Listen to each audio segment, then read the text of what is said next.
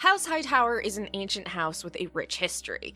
They also have the house spirit of a snake. So let's talk about the history and lore of House Hightower.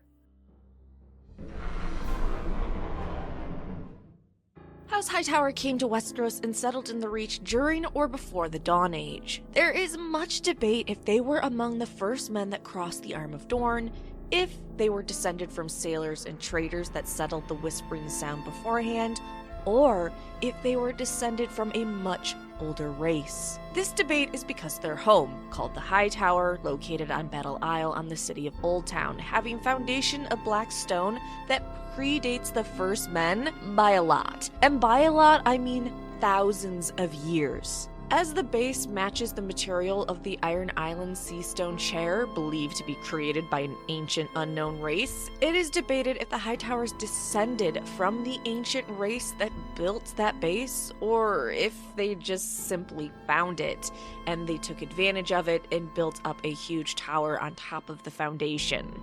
I'm leaning more towards the Hightowers took advantage of the base that they found and simply built their tower atop it, but certainly them coming from an ancient unknown race wouldn't surprise me. Look at them.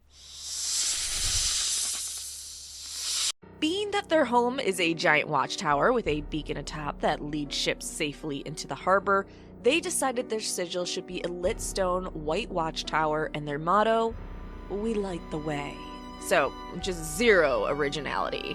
This tower would grow bigger and bigger to not only make themselves more impressive, but to also defend themselves against threats. Being on the coast, specifically so close to the west coast of Westeros, they had the Ironborn threat to deal with quite a bit. Because before the Targaryens came in and kept the Ironborn in line, more or less depending on the king and what was going on during the time, the Ironborn were constantly reaving up and down the coast of Westeros, from as high as the north to down to the tip of the continent. The Ironborn were just absolutely brutal. So House Hightower added to their Hightower fortress by adding taller and taller towers to protect themselves and of course further help those that come into the bay to navigate their ships. They added to their home 5 times, the last getting the help from Bran the Builder himself. Or his son.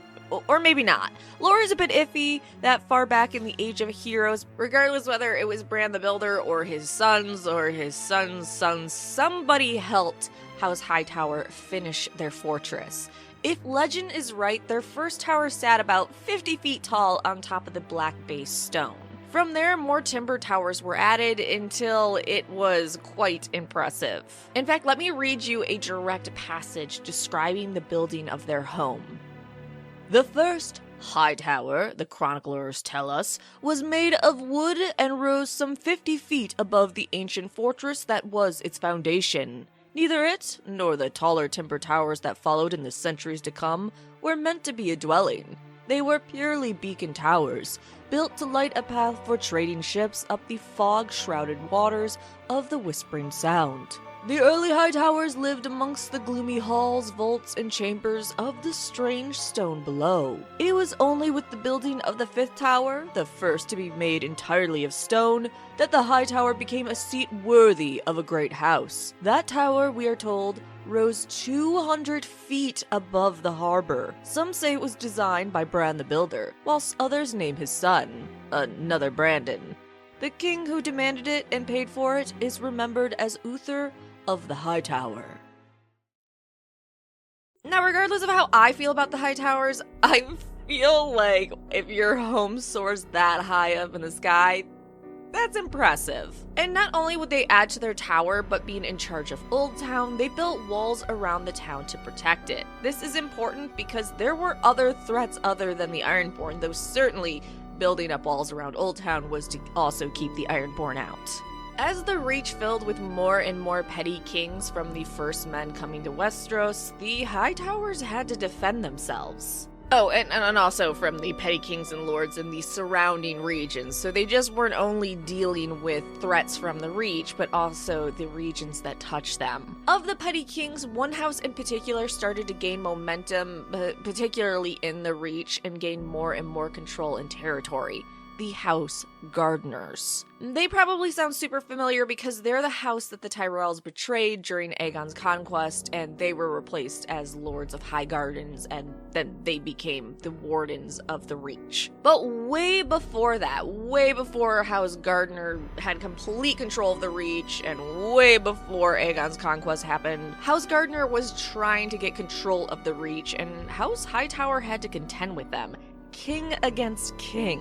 So, being House Hightower, they promptly gave up and sealed their houses together through marriage. King 𝐼𝐺 Hightower married King Garland Gardner II's daughter, while King Garland II himself set aside his wives to marry King 𝐼𝐺's daughter. So the Hightowers definitely broke up a home in that deal, and with them not wanting to fight and instead just join through marriage. This will be a common thing with House Hightower. If they can avoid conflict and instead just betray their loved ones and marry into a different family, they will take that route. Because remember, at this time, House Hightower is a petty king. They're in control of Old Town, they have their base, so they themselves are royalty at this point. But they're contending with all these other petty kings that have their tiny little kingdoms that want to gain more and more control. So it's just, the Reach is basically a shit show. But every other region during this time is as well, and then when the Andals come down, it's an even bigger thing, so...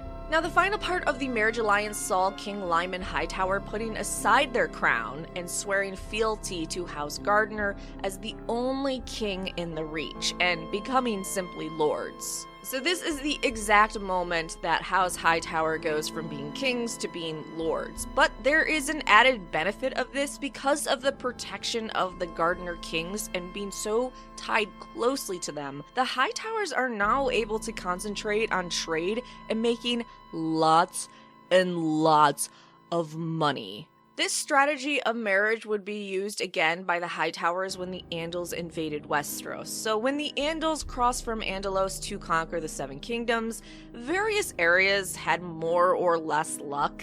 Some areas decided to fight them, some areas decided, hey, I'm gonna join up with you to take out my rivals, but then that backfired. Others married in. The Hightowers were so far south from their initial invasion that they had time to observe, and what they found was resisting the Andals really didn't work. If you tried resisting them or even using them to take out your own enemies, eventually you were crushed regardless. And House Hightower was able to see this and go, yeah, not the route I want to take. So as you can probably guess, when the Andal invasion finally came down to the Reach, to the Hightowers, the current Lord Hightower went, no, I am not fighting. So instead, he kicked his wife to the curb and married an Andal woman to join their people together. Yeah, ladies, if you're thinking about marrying into House Hightower, just be aware they will discard you at just a moment's notice. The Andals settling in the Reach had a huge impact. The Hightowers openly embraced the new religion they brought to Westeros, the Faith of the Seven, and being the first of the greater lords to adopt their religion was huge. But this actually wouldn't happen until 3 generations later. It was the grandson of Dorian, a boy named Daemon, that would be the first Hightower to convert to the Faith of the Seven. Lord Daemon built the very first sept in Old Town and then spread out 6 more in the Reach. When Daemon Hightower died suddenly, his newborn son became Lord Tristan Hightower, but being a newborn, he needed a regent. His father being so close with the faith and building them septs, it made sense that a septon would rule for Daemon until he came of age. Septon Robeson served Tristan loyally, and when the septon died, Tristan built the Starry Sept in honor of him.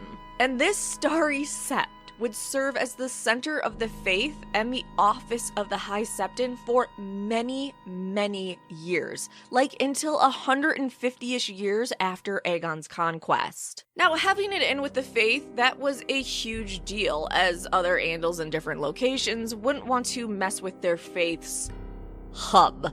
This got the Hightowers out of a lot of conflict, of conflicts. They were so incredibly smart in marrying themselves to the Faith of the Seven and also building a Starry Sept to honor it. So yeah, this got the Hightowers out of a lot of conflict until a young Targaryen and his 2 super hot sister wives, all dragon riders by the way, decided that they wanted the Seven Kingdoms.